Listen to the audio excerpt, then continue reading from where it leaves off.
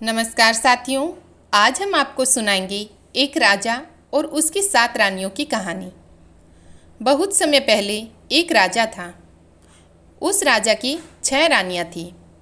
राजा का राज्य बहुत दूर दूर तक फैला हुआ था। राजा बहुत ही दयालु और धार्मिक प्रवृत्ति का था। वह राज्य की प्रजा को अपनी संतान की तरह मानता था। राज्य की प्रजा भी अपने राजा को बहुत प्रेम करती थी। उसके राज्य की सीमाएं बहुत दूर दूर तक फैली हुई थी, लेकिन राजा की कोई संतान नहीं थी। संतान प्राप्ति के लिए राजा ने एक एक करके 6 शादियां कर ली, परंतु अभी तक किसी भी रानी से उन्हें संतान की प्राप्ति नहीं हुई। राजा घर में पूजा पाठ करने के साथ ही राज्य के सभी मंदिरों में जा जाकर पूजा पाठ करवाते, यज्ञ करवाते और दान धर्म भी करते, लेकिन फिर भी रानियां मां नहीं बन पाई। जैसे जैसे समय बीतता जा रहा था, राजा की निराशा भी बढ़ती जा रही थी। एक समय ऐसा आया कि राजा बहुत दुखी रहने लगा। राजा के दुख से राज्य की प्रजा भी दुखी थी। उन्हें भी राजा के समान ही प्रजापालक और उत्तराधिकारी पाने की कामना थी, जो पूरी नहीं हो रही थी। उस राज्य के लोग सदा ईश्वर से यही कामना करते, प्रार्थना करते कि राजा के यहाँ कम से कम एक पुत्र तो जरूर पैदा हो जाए, जो उनके राज्य का आने वाला राजा बने। इसके लिए उनकी प्रजा भी देवी देवताओं की आराधना करती थी, देवी देवताओं से मनौतियाँ मांगती थी। राजा ने बहुत प्रयास किया, कुछ भी नहीं छोड़ा, परंतु अभी तक किसी का भी दिया हुआ आशीर्वाद राजा को नहीं लगा। एक दिन की बात है। राजा जंगल में शिकार करने के लिए निकले।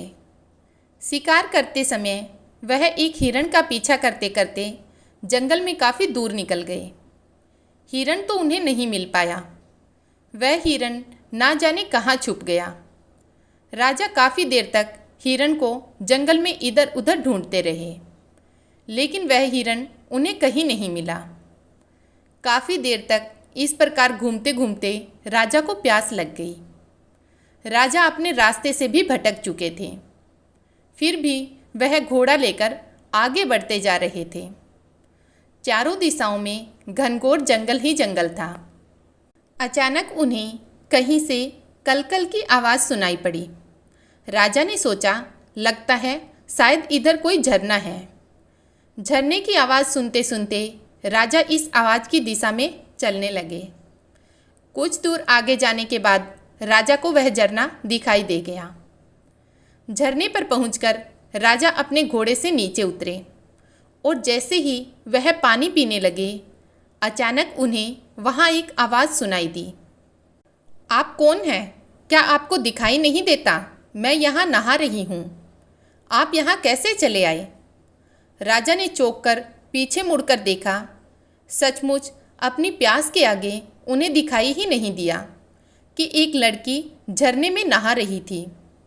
उन्होंने जल्दी से अपनी आंखें दूसरी तरफ फेर ली और कहा, मुझे बहुत प्यास लगी थी, इसलिए मैं पानी पीने आ गया। मुझे क्षमा करें, मैंने आपको नहीं देखा। यदि आप बुरा नहीं माने तो मैं पानी पी लूँ और फिर यहाँ से चला जाऊँगा। वैसे भी मैं रास्ता भटक गया हूँ।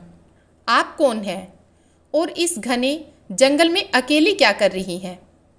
राजा के प्रश्न का उत्तर देते हुए वह लड़की बोली, मैं यहीं पास के गांव में रहती हूँ। रोज़ यहाँ आती हूँ और इसी झरने में नहाती हूँ। यह झरना और नदी जंगल के बीच में है, इसलिए यहाँ कोई नहीं आता। मैं तो निश्चित होकर नहा रही थी। मुझे नहीं पता कि आप यहाँ कैसे आ गए। आप मेरी तरफ पीठ करके पानी पी लीजिए और थोड़ी देर उधर रुक जाइए। थोड़ी देर में मैं आपको रास्ता बता दूंगी। राजा पानी पीकर वहाँ से कुछ दूर जाकर एक पेड़ की छांव में उधर की तरफ पीठ करके खड़ा हो गया। इधर वह लड़की जल्दी जल्दी नहाकर एक चट्टान की ओटी में जाकर कपड़े बदलने लगी और कुछ ही देर में वहाँ से निकलकर राजा के पास आ गई। राजा के पास आकर कहने लगी, आपको और पानी पीना है तो पी लीजिए। राजा ने कहा, नहीं नहीं, पानी तो मैंने पी लिया। अब तुम मुझे अपना परिचय दो और मेरी मदद करो। लड़की कहने लगी, मैंने अपने घर ले जाने के लिए कुछ फल तोड़ रखे हैं। आपको भूख लगी होगी, आप उन्हें खा सकते हैं। क्या आप उन फलों को खाएंगे? अगर खाना चाहोगे तो मैं आपको दे दूंगी। यह कहकर वह लड़की राजा का जवाब सुने बिना ही टोकरी में पड़े फल निकालकर झरने के पानी से धोकर खाने के लिए राजा को देने लगी। राजा लगातार मंत्रमुग्ध होकर उसे देख रहा था। राजा ने देखा कि उसने बहुत ही सलीके से पेड़ से फल तोड़ रखे थे। राजा उन फलों को लड़की से ले लेता है और उस लड़की से पूछता है, क्या तुम नहीं खाओगी? लड़की कहती है, नहीं, आप अतिथि हैं, आप खाइए। फल खाता हुआ राजा लड़की से कहता है कि अभी तक आपने अपने बारे में कुछ नहीं बताया। मैं तुम्हारे बारे में जानना चाहता हूँ। लड़की कहती है, मेरा नाम रूप है, मैं यहीं पास के गांव में रहती हूँ। मेरे गांव का नाम कोसी है। मेरे परिवार में सिर्फ माँ है। हम लोग जंगल से फल और लकड़ियाँ ले जाते हैं और इसे बेचकर अपना गुजारा कर लेते हैं। घर के पास थोड़ी सी ज़मीन है। हम लोग उसमें कुछ अनाज और सब्जियां उगा लेते हैं, जिससे हमारा खर्चा चल जाता है। इसके बाद उस लड़की ने कहा कि मैंने तो अपने बारे में आपको सब कुछ बता दिया। अपने बारे में आप भी कुछ बताइए, आप कौन हैं?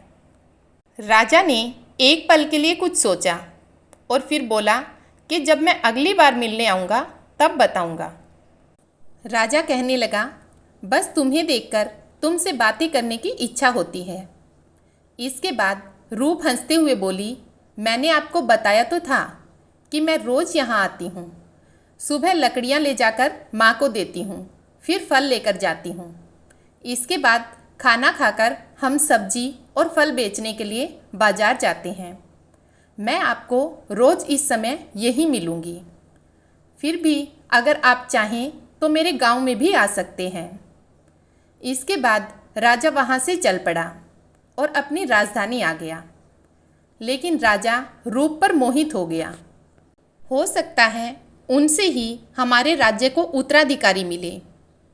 अपने मंत्री का ये सुझाव सुनने के बाद अगले ही दिन राजा अपने मंत्री को साथ लेकर रूप से मिलने के लिए चल पड़ा। झरने के पास पहुंचकर उसने रूप को आवाज़ दी। रूप झरने पर नहीं थी।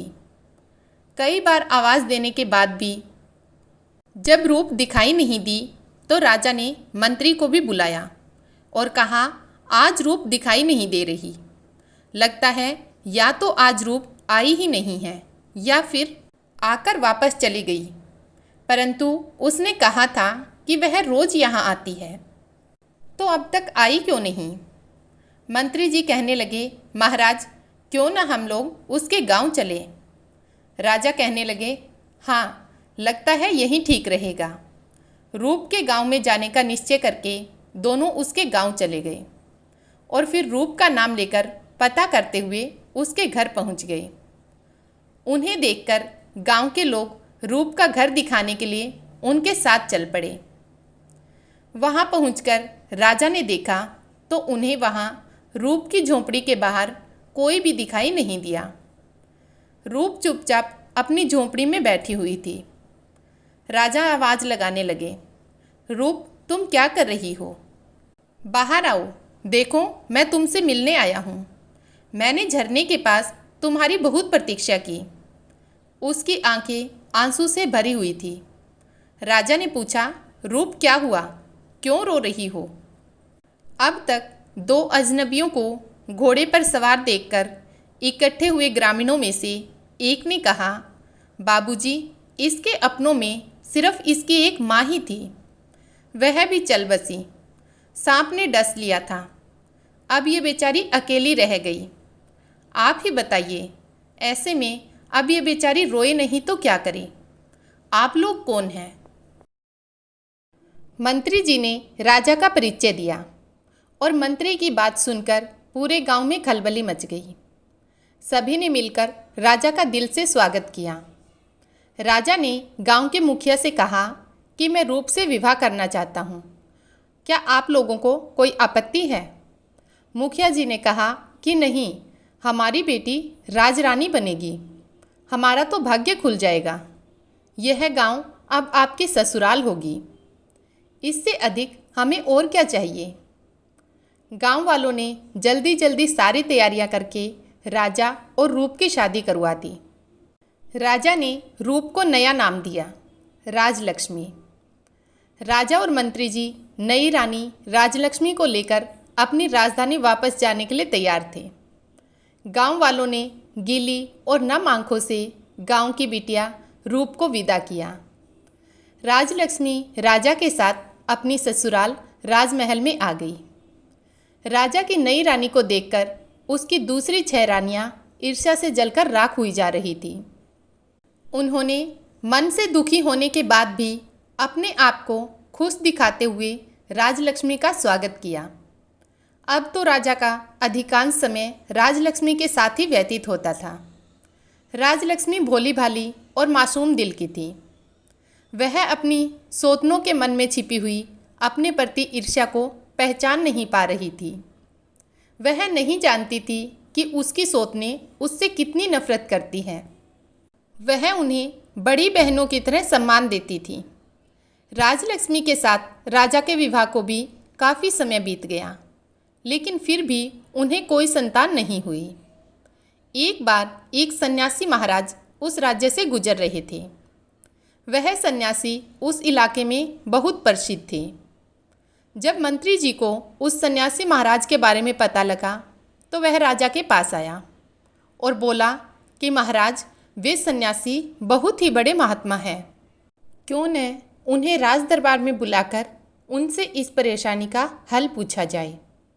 राजा मंत्री की बात से सहमत हो गए और उन्होंने उसे कहा कि सन्यासी महाराज को आदर के साथ महल में बुलाया जाए। जब वे महात्मा महल में पहुँचे तो राजा ने उनका बहुत आदर सत्कार किया और उन्हें अपनी परेशानी के बारे में भी बताया। राजा ने अपनी सभी रानियों को भी राज दरबार में ही बुला लिया। महात्मा ने उस समय कुछ भी ना कहते हुए महाराज से कुछ दिन के लिए महल में रुकने की आज्ञा मांगी, जिसे राजा ने खुशी खुशी स्वीकार कर लिया और अपने सेवकों को आज्ञा दी कि महात्मा जी के रहने का उचित प्रबंध किया जाए। राजा ने अपनी सभी रानियों को भी कहा कि महात्मा जी का पूरा आदर सत्कार होना चाहिए। बड़ी 6 रानियों ने महात्मा के फटे पुराने कपड़े देखे तो उन्हें अच्छा नहीं लगा। वे सभी महात्मा के फटे कपड़ों की ओर देखती तो किसी न किसी बहाने से उनकी सेवा करने से इनकार कर देती। लेकिन छोटी रानी राजलक्ष्मी महात्मा का पूरा आदर सत्कार करती। शायद जंगल में पली बड़ी होने के कारण उसे इस बात का कोई घमंड नहीं था कि वह इस राज्य की रानी है। उसने मन लगाकर महात्मा की खूब सेवा की। कुछ दिनों बाद महात्मा जाने के लिए तैयार हो गए। जाने से पहले उन्होंने सभी को आशीर्वाद दिया। अंत में सबसे छोटी रानी राजलक्ष्मी को अपने पास बुलाकर बोले, बेटी, तुमने मेरी बहुत सेवा की है, मेरा बहुत ध्यान रखा है। बहुत जल्द तुम्हें संतान की प्राप्ति होगी और इस महल में बच्चों की आवाज़ सुनाई देगी। ये सुनकर राजा और रानी राजलक्ष्मी बहुत खुश हुए। उन्हें इस प्रकार आशीर्वाद देकर महात्मा चले गए और सचमुच कुछ दिनों के भीतर ही छोटी रानी गर्भवती हो गई और कुछ ही दिनों में राजलक्ष्मी ने राजा को शुभ समाचार दिया कि वे पिता बनने वाले हैं।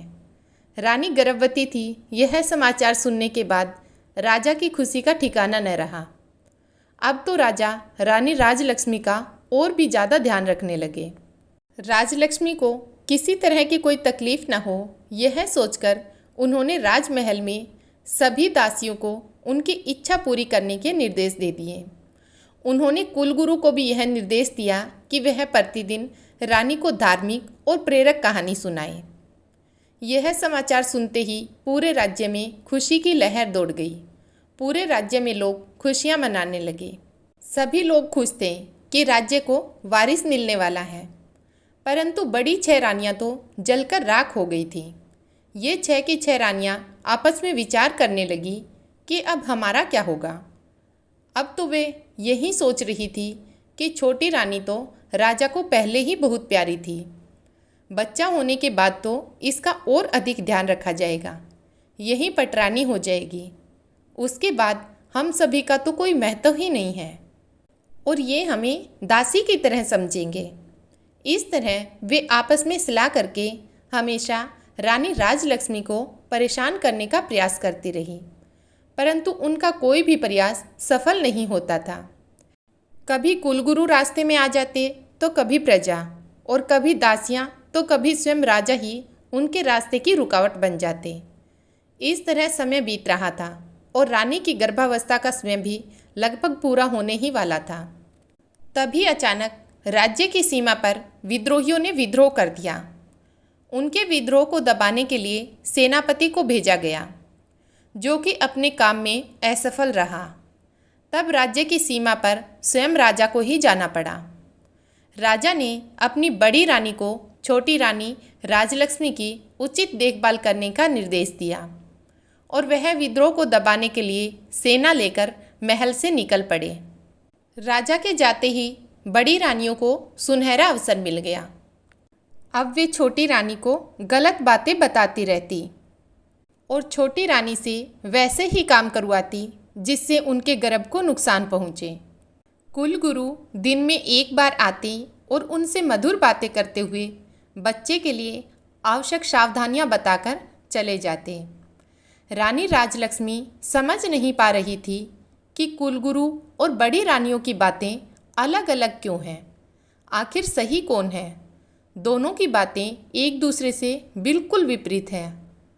वह सोचती कुलगुरु तो पुरुष हैं और रानियां तो महिलाएं हैं, महिलाओं की बातें पुरुष कहाँ समझ पाते हैं। इसलिए वह आंखें बंद करके बड़ी रानियों की हर बात मानती रही। एक दिन रानी को प्रसव पीड़ा शुरू हो गई। बड़ी रानी से कहा कि दीदी मुझे बहुत तकलीफ हो रही है, कुछ उपाय करें, प्रसव कैसे होगा, समय पूरा हो गया था। बड़ी रानी के मन में बहुत ज़्यादा ईर्ष्या हो रही थी।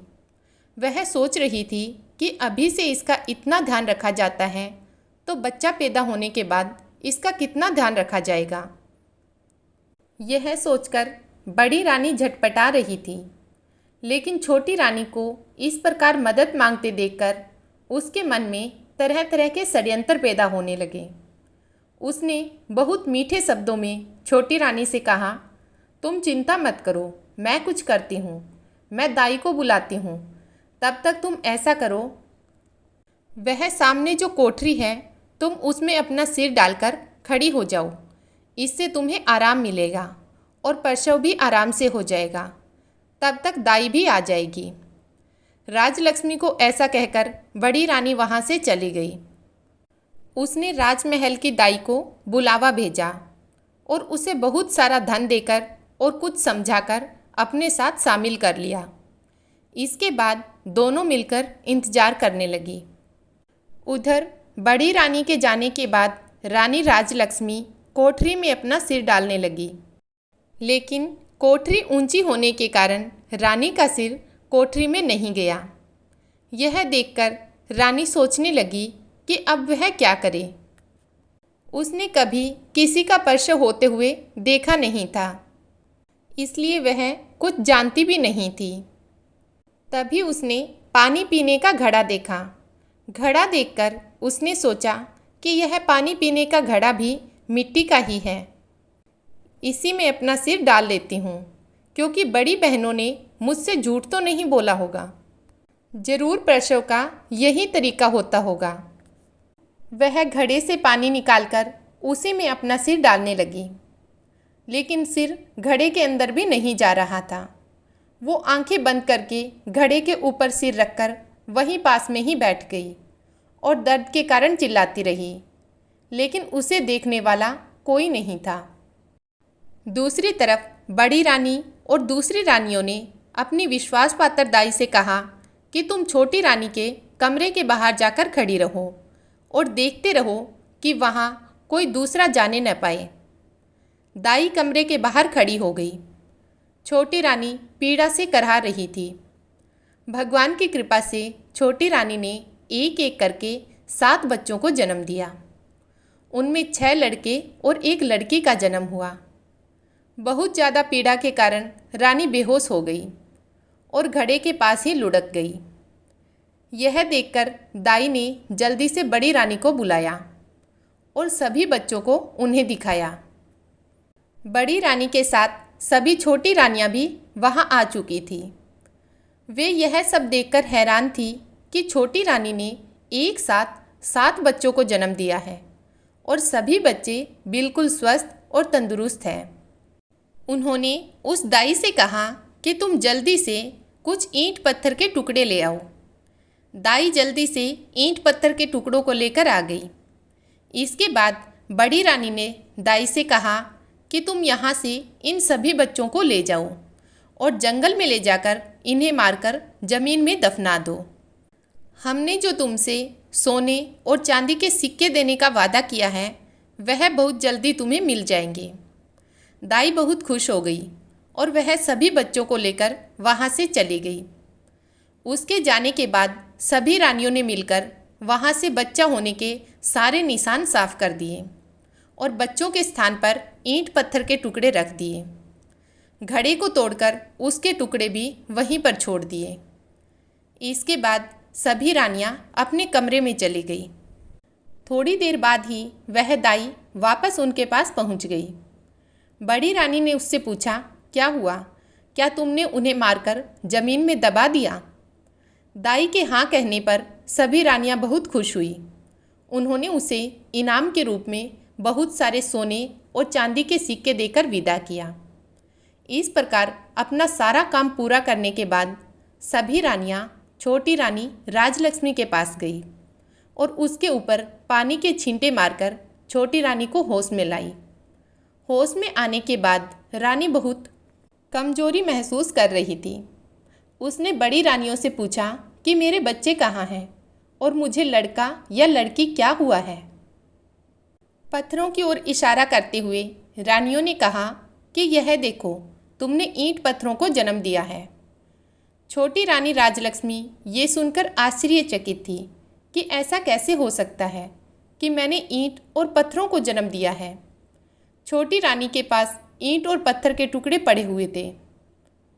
उसने रोते हुए कहा कि ईंट और पत्थर, ऐसा कैसे हो सकता है?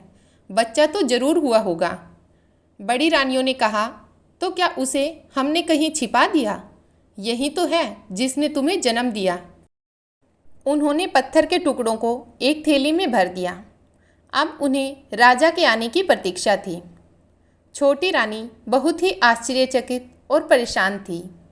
वह समझ नहीं पा रही थी कि ऐसा कैसे हो सकता है कि उसने पत्थरों को जन्म दिया है। कुछ समय बाद राजा भी युद्ध जीतकर अपने नगर को वापस आ गए। उनके स्वागत में भव्य तैयारी की गई, परंतु लोगों के चेहरे पर वह उमंग और खुशी नहीं दिख रही थी जिसकी उन्होंने कल्पना की थी। उनको बड़ा आश्चर्य हुआ। राजा अब राजभवन में आए तो पटरानी सहित सभी रानियों ने उनका स्वागत किया। छोटी रानी का चेहरा उदास था, परंतु दूसरी रानियां बहुत खुश दिखाई दे रही थी। राजमहल में ऐसा माहौल देखकर राजा को बहुत आश्चर्य हुआ। छोटी रानी का उदास मुख देखकर उन्होंने पूछा, रानी राजलक्ष्मी, क्या बात है? आप दुखी नजर आ रही है। इस पर छोटी रानी राजलक्ष्मी ने कुछ भी नहीं कहा। बड़ी रानी ने जवाब दिया, महाराज, वह दुखी क्यों न हो, इसका भेद जो खुल गया है। अब राजा को कुछ समझ नहीं आया तो उसने बड़ी रानी से पूछा कि आपका यह सब कहने का क्या मतलब है? रानी बतलाइए तो सही, क्या हुआ? रानी का प्रसव हुआ या नहीं? राजा की बड़ी रानी, जो पटरानी थी, झूठे दुख का दिखावा करते हुए कहा, महाराज, हम तो छले गए, हमें तो बहुत बड़े धोखे में रखा गया। यह छोटी रानी राजलक्ष्मी हमें धोखा देती रही। इसने गर्भावस्था का झूठा नाटक किया था। गर्भावस्था के बाद तो बच्चे का जन्म होता है, लेकिन इसने ईंट और पत्थरों को जन्म दिया। वे ईंट और पत्थर इन्हीं के कमरे में रखे हुए हैं, आप जाकर स्वयं देख लीजिए। पटरानी राजा और रानी राजलक्ष्मी को राजलक्ष्मी के कक्ष में लेकर गई और उन्हें ईंट और पत्थर के टुकड़े दिखाए। राजा ईंट और पत्थर के टुकड़ों को देखकर आश्चर्यचकित थे। उन्होंने कहा, यह कैसे हो सकता है? मानव गर्भ से यह ईंट और पत्थर कैसे पैदा हो सकते हैं? बड़ी रानी कहने लगी, महाराज, यही तो हम कह रहे हैं कि इसने हमारे साथ छल किया है, गर्भवती होने का नाटक किया था। हम भी तो उम्मीद लगाए बैठे थे, सभी को यही उम्मीद थी कि राज्य का वारिस मिलेगा। इसके साथ ही हमें भी तो माता होने का सौभाग्य मिलता, परंतु ऐसा कुछ भी नहीं हुआ। बड़ी रानी के इस प्रकार कहने पर राजा को उसकी बातें ठीक लगी। राजा को भी लगा कि रानी ने सभी को धोखा दिया है। अब राजा क्रोध में भरकर रानी राजलक्ष्मी की ओर पलट गए और पूछा, बताइए रानी, आपने हमें इतना बड़ा धोखा क्यों दिया? हमें छलने की आपकी हिम्मत कैसे हुई? यदि आप ऐसा ना करती तो हम इसे विधि का विधान मानकर संतोष कर लेते कि हमारे भाग्य में संतान सुख है ही नहीं। लेकिन आपने तो हमें हमारे जीवन की सबसे बड़ी आशा दिखाकर हमारी आशा पर पानी फेर दिया। हम तो आपके मासूम चेहरे पर मोहित होकर आपको अपनी रानी बनाकर लाए थे। हमने आपको इतना प्यार, आदर और सम्मान दिया, परंतु आप उस सम्मान के योग्य नहीं हैं। आपने हमें धोखा देने से पहले इन सब के बारे में एक बार भी नहीं सोचा। हमें आपसे ऐसी उम्मीद बिल्कुल भी नहीं थी, लेकिन आपने जो छल किया उसका दंड तो हम आपको अवश्य देंगे। आज से आप हमारी रानी नहीं बल्कि महल की नौकरानी होगी। जाइए, हमारे सामने से अभी चली जाइए, वरना क्रोध में न जाने क्या कर बैठें। राजा के ऐसे शब्द सुनकर छोटी रानी बहुत दुखी हुई, लेकिन वह कुछ नहीं कर सकती थी। वह उस कक्ष से बाहर चली गई और एक तरफ बैठकर रोने लगी। इस घटना के बाद तो राजमहल में छोटी रानी का जीवन बहुत ही मुश्किल हो गया। बड़ी रानियां उसके साथ बहुत बुरा व्यवहार करती। महल की नौकरानी से भी अधिक उससे काम करवाया जाता। उनको महल की सफाई के काम में लगा दिया गया। रानी बहुत दुखी रहती थी। उनके दुख हर गुजर रहे दिन के साथ बढ़ते ही जा रहे थे, पर वह सब कुछ सहने के अलावा कुछ नहीं कर सकती थी। उनके पास कोई ऐसा सबूत नहीं था जिससे वह अपनी गर्भावस्था को प्रमाणित कर पाती। वह जानती थी कि वह सचमुच गर्भवती थी। उन्हें यह आश्चर्य होता था कि उनके बच्चों का क्या हुआ होगा।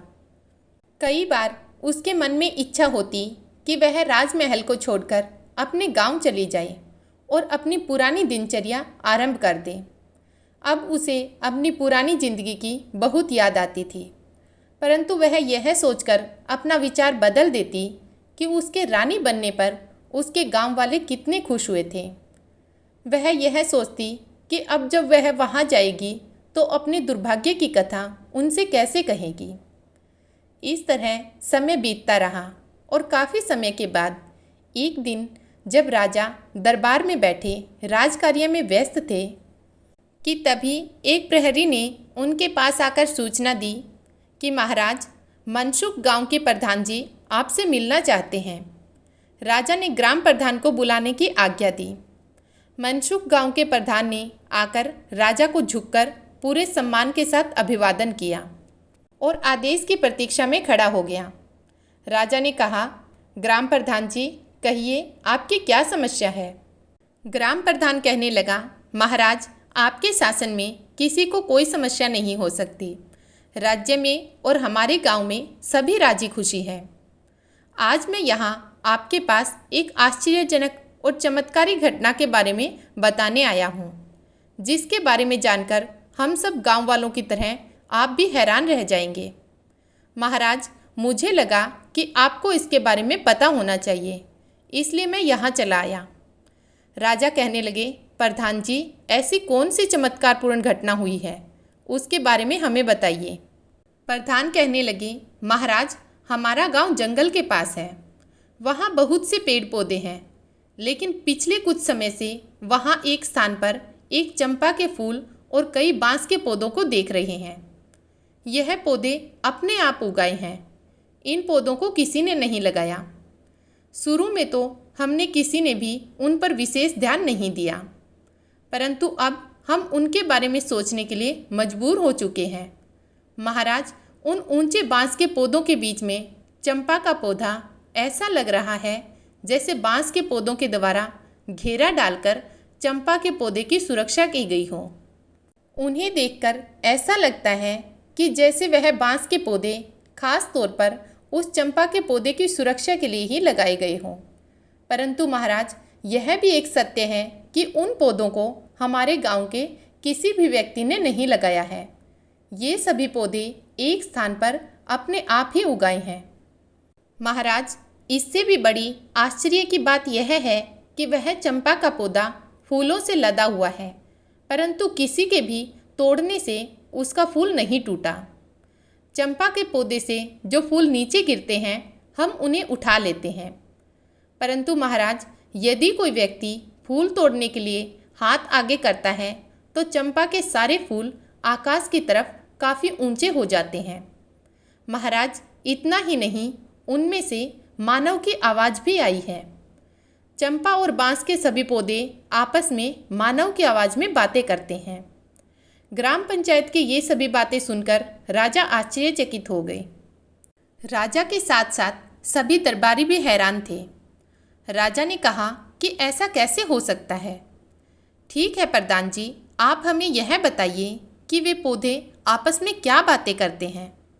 ग्राम प्रधान कहने लगे, महाराज, जब कोई व्यक्ति फूल तोड़ने के लिए चंपा के पौधे की ओर हाथ बढ़ाता है तो चंपा के पौधे से आवाज़ आती है कि बांस भैया, इस गांव के ग्रामीण फूल तोड़ने आए हैं, इन्हें फूल देना है या मैं लंघूं आकाश। इसके बाद उन बांस के पौधों में से आवाज़ आती है कि नहीं बहन, जा आकाश। इसके बाद चंपा की डालियाँ इतनी ऊंची हो जाती हैं कि कोई भी इंसान उन तक नहीं पहुंच पाता। लंबे डंडे से भी चंपा के फूल तक पहुंचना संभव नहीं होता, परंतु प्रतिदिन सुबह के समय चंपा के फूल जमीन पर बिखरे मिलते हैं, जो कि बहुत ही सुगंधित होते हैं। महाराज, आश्चर्य की बात तो यह है कि सभी ग्रामीणों ने फूल तोड़ने की बहुत कोशिश की, परंतु आज तक एक भी फूल अपने हाथों से नहीं तोड़ पाए। यहाँ तक कि आसपास के गांव के ग्रामीणों ने भी बहुत प्रयास किया, परंतु कोई भी व्यक्ति एक भी फूल नहीं तोड़ पाया। सभी असफल रहे। महाराज, अब तो सभी लोगों ने उस चंपा के पौधे को आकाश चंपा के पौधे के नाम से बुलाना शुरू कर दिया।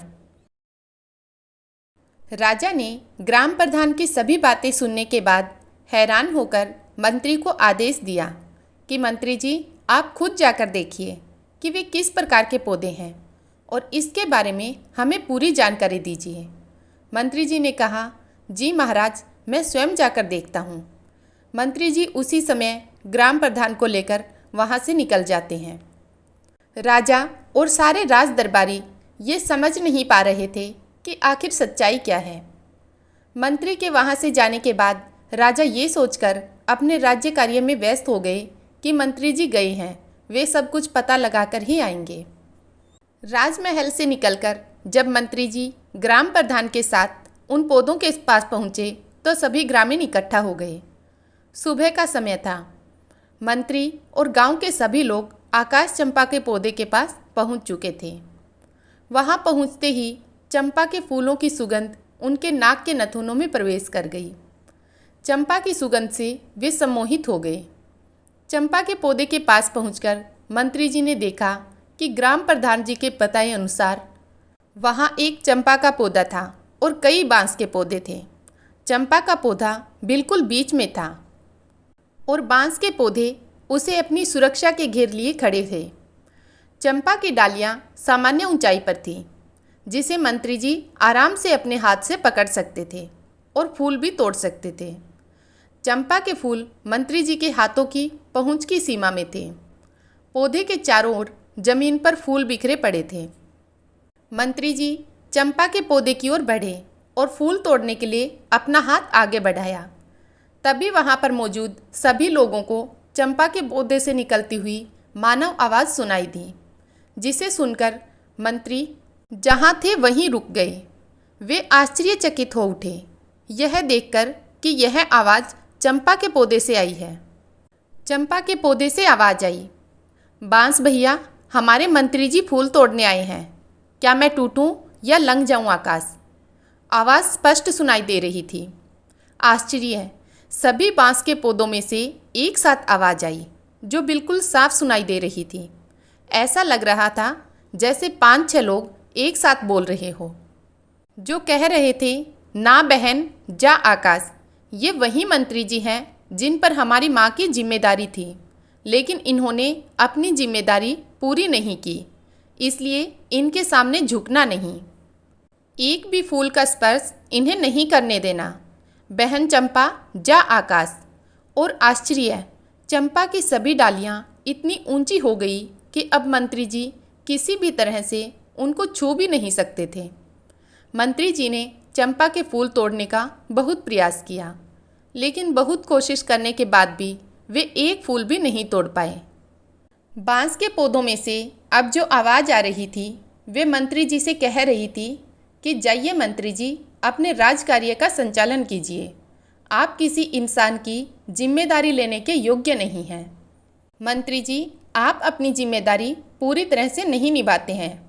आपने एक बार भी यह देखने की कोशिश नहीं की कि हमारी महारानी राजलक्ष्मी गर्भावस्था के अंतिम समय में कैसे रही होगी, उनका प्रसव कैसे होगा, ऐसे कठिन समय में उन्हें क्या क्या समस्या हो सकती है। इसलिए अब आप यहाँ से जाइए, हमारी दृष्टि में आपने अपराध किया है। मंत्री जी हैरान थे। एक ओर तो उन्हें इस बात की हैरानी थी कि ये पौधे मनुष्य की आवाज़ में कैसे बात कर रहे हैं, वहीं दूसरी ओर वे यह सोचकर भी हैरान थे कि वह सचमुच रानी राजलक्ष्मी को दिन में केवल एक बार देखने जाते थे। यह बात तो सच थी, लेकिन यह बात इन पौधों को कैसे पता चली? वे आत्मग्लानि से भर उठे, क्योंकि उन्हें गर्भावस्था के अंतिम समय में रानी की देखभाल तथा प्रसव अपनी निगरानी में करवाना चाहिए था। अब उन्हें यह महसूस हो रहा था कि सही में उन्होंने अपनी जिम्मेदारी सही ढंग से नहीं निभाई। अब वे सोचने पर मजबूर हो गए कि क्या सच में रानी राजलक्ष्मी के साथ कोई षड्यंत्र हुआ है? क्या ऐसी कोई बात है जो वे नहीं जानते हैं? इसलिए उन्होंने पौधों से पूछा कि आप ही हमें बताइए, हमसे क्या गलती हुई है और हमारे द्वारा हुई उस गलती का क्या प्रायश्चित हो सकता है, जिससे हमारी भूल सुधारी जा सके। परंतु उसके बाद उन पौधों में से कोई आवाज़ नहीं आई। मंत्री जी पौधों से बात करने का बार बार प्रयास करते रहे। उन्होंने पौधों से कई प्रकार के प्रश्न पूछे, लेकिन उन्हें पौधों की तरफ से कोई उत्तर नहीं मिला और ना ही अब पौधों की तरफ से कोई आवाज़ आ रही थी। लेकिन चंपा की डालियाँ अभी भी ऊंचाई पर थीं, इसलिए मंत्री जी बहुत परेशान थे। मंत्री जी को उनके प्रश्नों का उत्तर नहीं मिल पाया। निराश होकर मंत्री जी वहाँ से वापस जाने लगे। वहाँ से लौटने से पहले उन्होंने गांव वालों से कहा कि मैं इस बात के बारे में महाराज से अवश्य कहूँगा और मुझे पूरा विश्वास है कि मेरी बात सुनने के बाद महाराज इस बात का पता लगाने के लिए यहाँ अवश्य आएंगे। राजमहल वापस आकर उन्होंने महाराज को सारी बातें बताई और कहा, महाराज, मुझे लगता है कि राजमहल में कुछ तो षड्यंत्र अवश्य हुआ है। अब मुझे तो अपने ऊपर गलानी हो रही है। मुझे ऐसा लग रहा है कि जैसे मैं राजरानी की देखभाल पूरी तरह से नहीं कर पाया। आज मुझे उन पौधों की बातें सुनकर ऐसा लग रहा था कि जैसे कुछ तो ऐसा हुआ है जो हम लोग नहीं जानते। इस बारे में मैंने अपनी तरफ से जानने की पूरी कोशिश की, लेकिन उन्होंने मुझे कुछ नहीं बताया। महाराज, मेरा आपसे अनुरोध है कि एक बार आप अवश्य वहाँ चलें और स्वयं देखें। हो सकता है वह आकाश चंपा आपको सारी बातें बता दें। मंत्री की सारी बातें ध्यानपूर्वक सुनकर राजा ने कहा, ठीक है, हम स्वयं चलेंगे और अपने साथ अपनी रानियों को भी लेकर चलेंगे। हम सभी लोग वहाँ चलकर देखेंगे। मंत्री जी समझ नहीं पा रहे थे कि अब वह क्या करें। उन्होंने फिर से कोशिश करते हुए कहा, महाराज, यदि आप उनकी सूरत नहीं देखना चाहते हो तो ना देखें, लेकिन उन्हें भी अपने साथ अवश्य लेकर चलें, क्योंकि महाराज मुझे लगता है कि राजमहल में कुछ तो षड्यंत्र अवश्य हुआ है और हमें उसका पता नहीं लग पा रहा। महाराज, मुझे दुख है कि अनजाने में मैं भी इस षड्यंत्र में शामिल हो गया।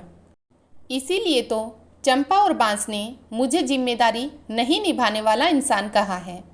महाराज, आप मेरी इतनी सलाह मानकर मुझ पर उपकार कीजिए। हो सकता है इससे मुझे अपनी भूल सुधारने का अवसर मिले और मेरे किसी अनजाने पाप का प्रायश्चित हो जाए। मंत्री की भावनाओं को समझते हुए महाराज ने कहा, ठीक है मंत्री जी, अगर आप उन्हें साथ ले जाना चाहते हैं तो ले जा सकते हैं, लेकिन इतना ध्यान रहे कि वह मेरी नज़रों के सामने ना आने पाए। इस प्रकार राजा और मंत्री के बीच आकाश चंपा के पास जाने का दिन और समय तय हो गया। राजा और मंत्री के वहां जाने की तैयारियां होने लगी। निश्चित दिन और समय पर राजा अपनी रानियों के साथ आकाश चंपा का रहस्य जानने के लिए निकल पड़े। आगे रथ पर स्वयं राजा, उनकी पटरानी तथा पीछे 5 रानियों की पालकी थी। उनके कई प्रमुख सभा सदस्य भी उनके साथ जा रही थी। राजा के आदेश के अनुसार छोटी रानी राजलक्ष्मी को दासियों के साथ जाना था, परंतु मंत्री जी ने उनके जाने की व्यवस्था अपने परिवार के साथ की थी और पूरे सम्मान सहित एक पालकी में अपने परिजनों के साथ उनकी यात्रा सुनिश्चित की।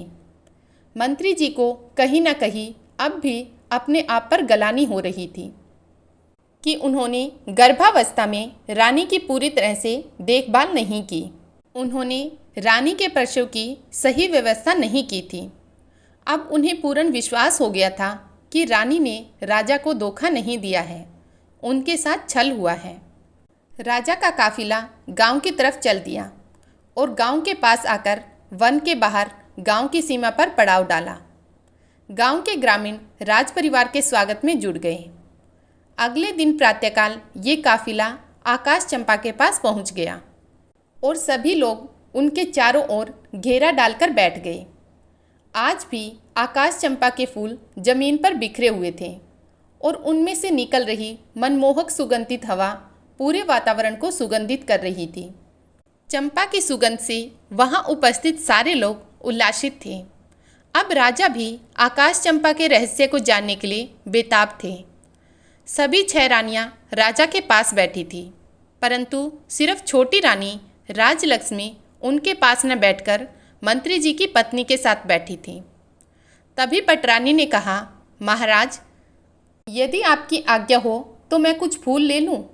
राजा ने कहा, हाँ रानी साहिब, क्यों नहीं, आप अवश्य फूल तोड़िए। तभी दूसरी रानी ने कहा, महाराज, मेरी भी फूल तोड़ने की बहुत इच्छा हो रही है। इसकी सुगंध इतनी अच्छी है कि मैं अपने आप को रोक नहीं पा रही हूँ।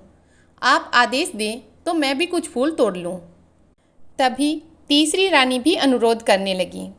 राजा देख रहे थे कि सभी रानियां फूल चुनने के लिए उत्साहित हैं, इसलिए उन्होंने सभी को आज्ञा दे दी। लेकिन राजा ने सबसे पहले 6ठे नंबर की रानी को फूल चुनने के लिए निर्देश दिया। उन्होंने पटरानी से कहा कि ये आप सबसे छोटी है, इसलिए सबसे पहले आप इन्हें फूल चुनने का अवसर दीजिए।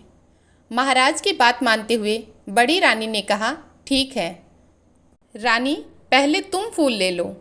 रानी फूलों के पास गई और उसने चंपा के फूलों को तोड़ने के लिए अपना हाथ आगे बढ़ाया। तभी चंपा के फूल में से आवाज़ आई, रानी आप रुकिए, आप हमारी आज्ञा के बिना इस तरह हमारे फूल नहीं तोड़ सकती।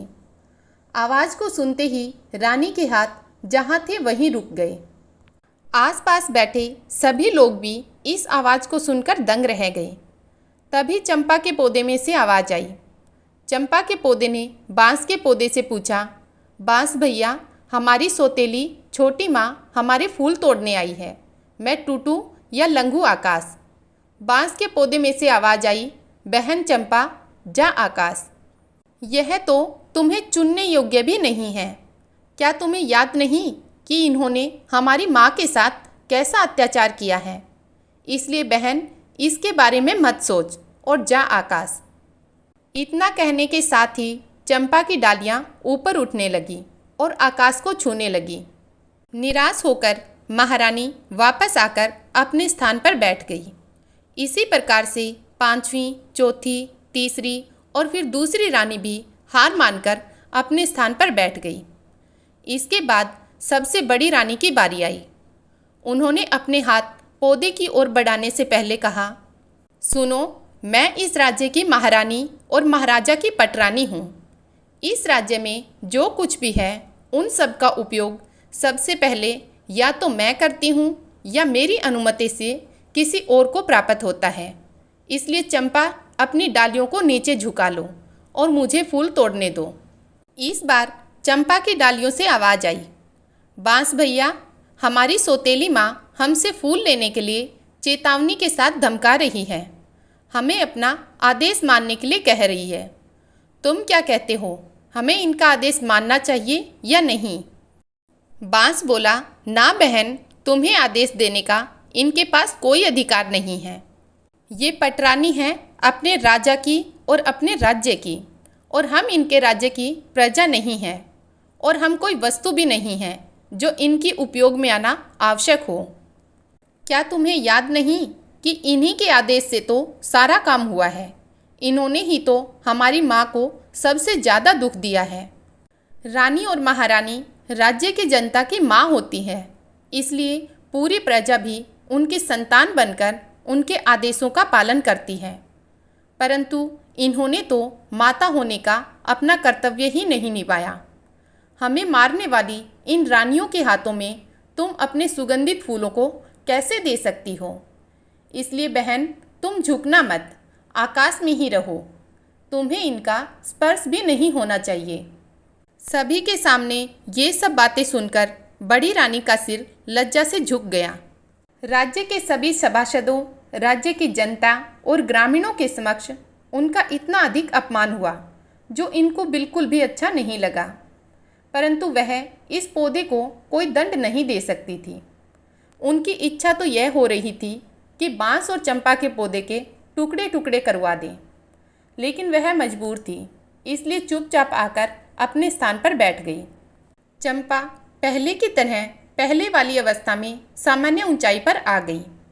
अब राजा खुद उठे और फूल तोड़ने के लिए आगे बढ़े।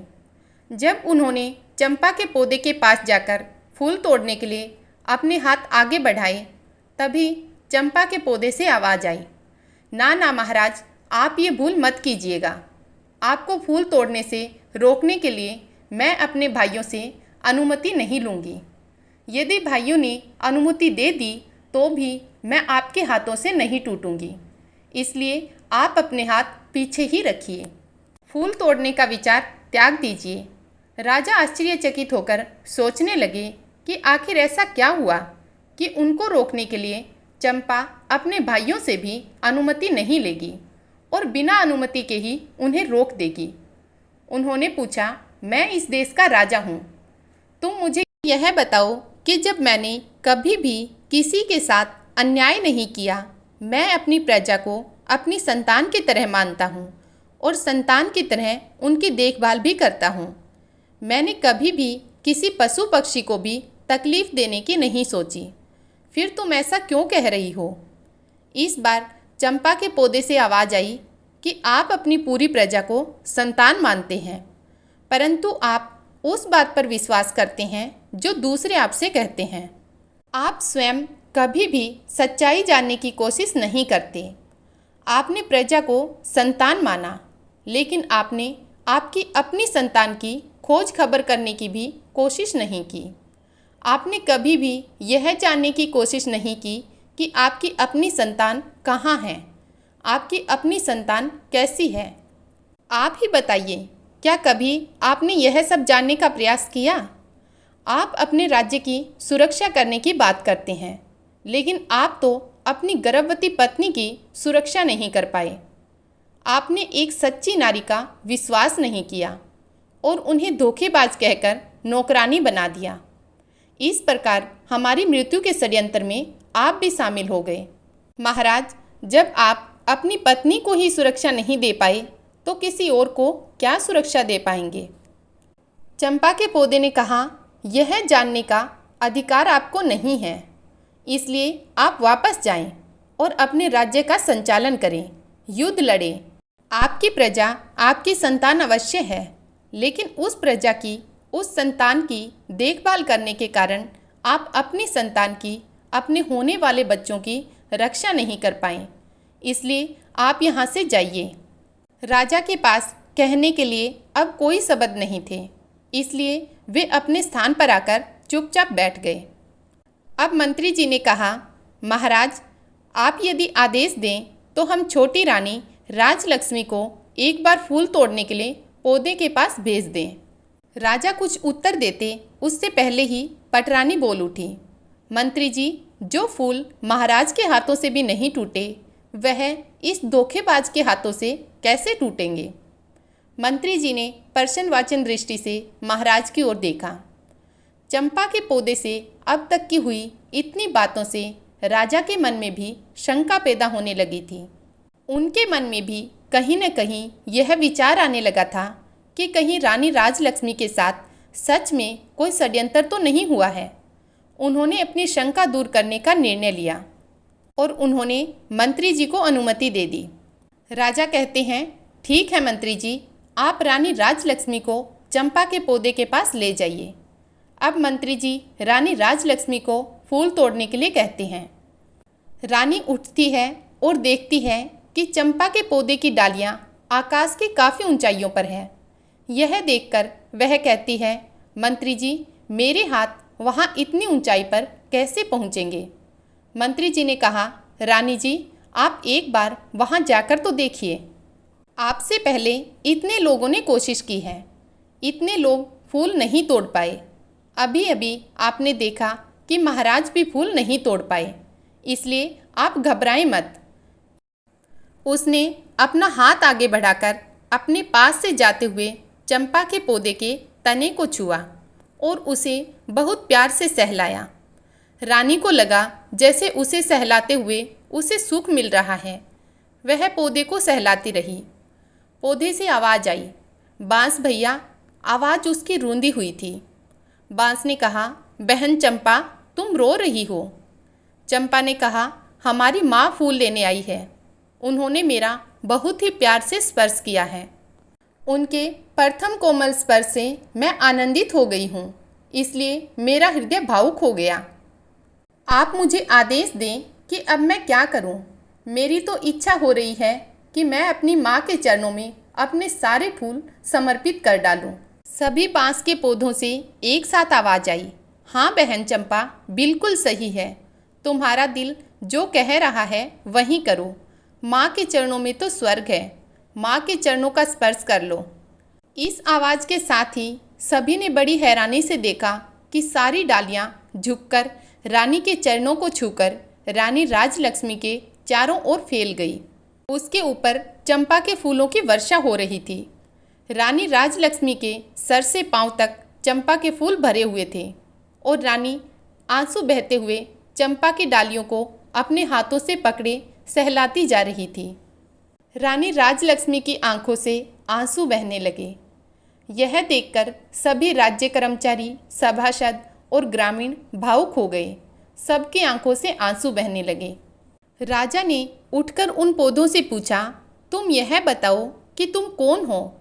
तुम देव की नर हो या किसी अन्य लोक के प्राणी हो? तुमने किसी को भी अपने फूलों को चुनने भी नहीं दिया, परंतु अब छोटी रानी की बाहों में बंधकर उनके ऊपर फूलों की वर्षा कर रही हो। इसका क्या मतलब है? इसके पीछे क्या कारण है? मुझे बताओ, मैं इसके बारे में विस्तार से जानना चाहता हूँ।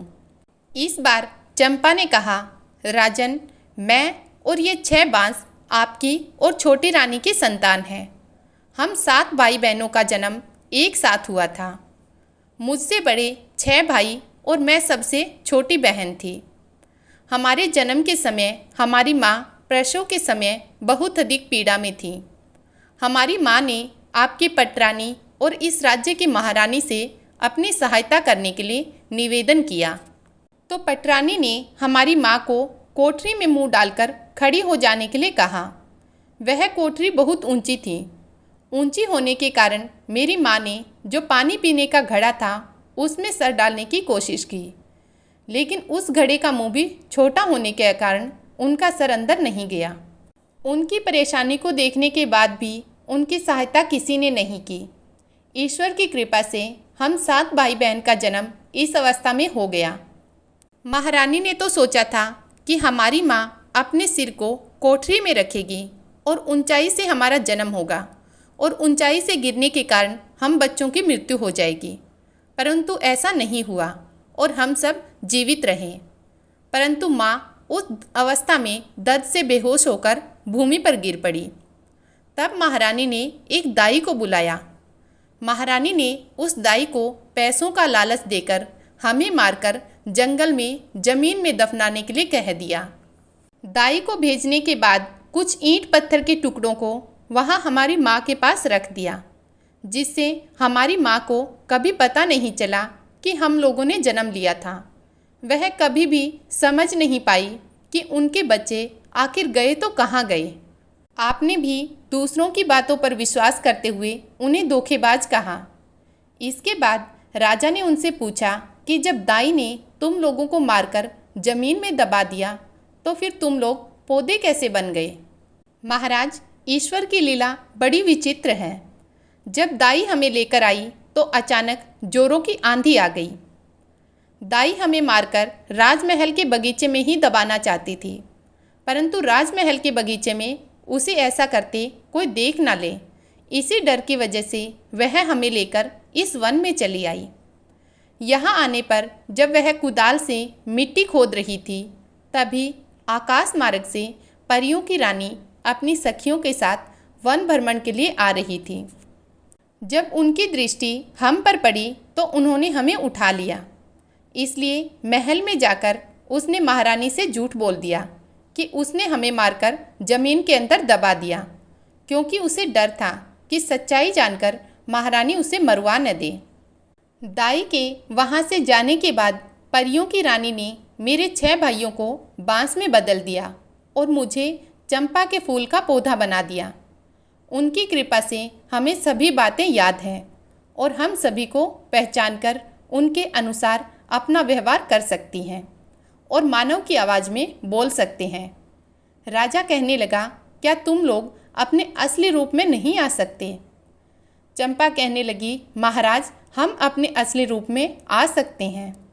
अगर हमारी माँ बांस से एक एक पत्ती और मेरे पौधे से एक पत्ती लेकर फिर इन सभी 7 पत्तियों को गोलाई में रखकर परियों की रानी का नाम लेकर प्रार्थना करेंगी और कहेंगी कि हे परी रानी, मेरे बच्चे मुझे वापस कर दो, तो हम सभी पुनः अपने असली रूप में आ जाएंगे।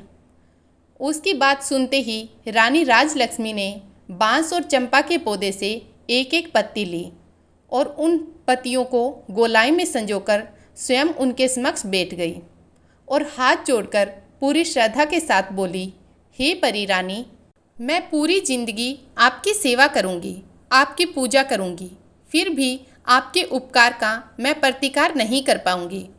आपने मेरे ऊपर इतना बड़ा उपकार किया है, आपने इतने दिन मेरे बच्चों को संभाल कर रखा, अब कृपया इन्हें मेरे आंचल में डाल दो। आश्चर्य पल भर में देखा गया। बांस के पौधे और चंपा का पौधा पल भर में विलीन हो गया और वहाँ पर लगभग 5-6 वर्ष उम्र के बालक और एक बालिका उपस्थित दिखे। रानी और राजा ने आगे बढ़कर सभी बच्चों को अपनी बाहों में समेट लिया। गांव की जनता, सभासद और सभी रानियां बिल्कुल मौन होकर यह दृश्य देख रहे थे। कुछ देर बाद राजा ने वहीं पर अपना दरबार लगा दिया और दरबार में पहले आदेश दिया गया कि ये सभी 6 रानियां रानी बनने के योग्य नहीं हैं, इसलिए आज से और अभी से मैं इनका प्रतिकार करता हूँ। छोटी रानी राजलक्ष्मी को इतने दिन जो कष्ट सहने पड़े, उनके लिए मैं उनसे क्षमा मांगता हूँ और उन्हें अपनी पटरानी बनाता हूँ। और बड़ी रानी को राजकुमारी की हत्या का षड्यंत्र रचने के लिए दोषी मानते हुए उन्हें मृत्यु दंड दिया जाता है। महाराज ने अपने महामंत्री से कहा, मंत्री जी, मेरे आदेश की तुरंत पालना की जाए। रानी राजलक्ष्मी, जो अब तक अपने बच्चों को अपनी बाहों में समेटे बैठे आंसू बहा रही थी, उसने अचानक से अपना सिर ऊपर उठाया और कहा, महाराज, आज मेरे लिए प्रसन्नता का बहुत बड़ा दिन है, क्योंकि आज मेरे बच्चे मुझे वापस मिल गए। आज के इस प्रसन्नता भरे दिन में मैं किसी के लिए काली माँ का दिन नहीं लाना चाहती। इसलिए आपसे मेरा एक अनुरोध है कि बड़ी रानी को मृत्युदंड ना दें, अन्यथा इनका दोष हमारे बच्चों, हमारे राज्य और राज्य की जनता पर हमेशा ग्रहण की तरह छाया रहेगा। इसलिए महाराज, इन सबको क्षमा कर दीजिए। राजा ने कहा, रानी, आपका दिल बहुत विशाल है। इन सब के कार्य क्षमा योग्य नहीं हैं, इसलिए इन्हें क्षमादान तो नहीं दिया जा सकता, परंतु आपके अनुरोध पर इनका दंड कुछ कम किया जा सकता है। इन्हें आजीवन कारावास का दंड दिया जाएगा। जब तक ये जिंदा रहेगी, कारावास में रहेगी। इसके बाद राजा और रानी राजलक्ष्मी ने सभी ग्रामीणों को अपनी तरफ से कई उपहार दिए और सभी मंत्रियों और दास दासियों के साथ राजधानी लौट आए। आते समय दृश्य बदल चुका था। राजा के साथ रथ में रानी राजलक्ष्मी, बच्चे घोड़े पर सवार थे और 6 रानियां बंदी की अवस्था में सैनिकों के बीच चलती हुई पैदल राजमहल की ओर जा रही थी। राजमहल पहुंचने पर उन्हें कारावास में डाल दिया गया। राजा रानी राजलक्ष्मी के साथ सुखपूर्वक 7 बच्चों और राज्य की जनता का पालन करते हुए अपना जीवन बिताने लगे। राज्य के सभी लोगों के जीवन में खुशियां आ गई। भगवान अच्छे के साथ हमेशा अच्छा करते हैं और बुरे का परिणाम हमेशा बुरा होता है। आपको हमारी यह कहानी कैसी लगी, कमेंट बॉक्स में अवश्य बताएं। धन्यवाद।